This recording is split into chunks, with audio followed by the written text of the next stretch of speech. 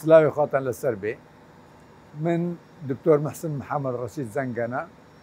پسپۆری نەشتەرگەری گشتی لە نەخۆشخانەی میهرەبانی ئینشاءالله بەتەماینە بە بۆنەی یادی لەدایکبوونی حەزرەتی عیسا عەلەیهی السەلام ڕۆژی 25 لە مانگی 12 بکەینە ڕۆژی بینینی نەخۆش و چارەسەرکردن بە خۆڕایی فالەبەرەندێ بۆ ئەو ماوە ئەو ڕۆژە ئینشاءالله هەموو نەخۆشەکانمان کە دەبینیم من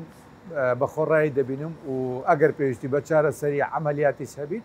هەموو عەمەلیات و نەشتەرگەریەکانی کە بۆیان دەکەم لای منەوە بن لە حەسەی خۆم خۆش بیمە بە خۆڕایی بۆیان دەکەم ئینشەڵڵا خوا شفا و سلامەتی بۆ هەموو نەخۆشێک بدەت بە هیوای سلامەتی بۆ هەموو لایەک و هەموو نەخۆشێک ئینشاءالله.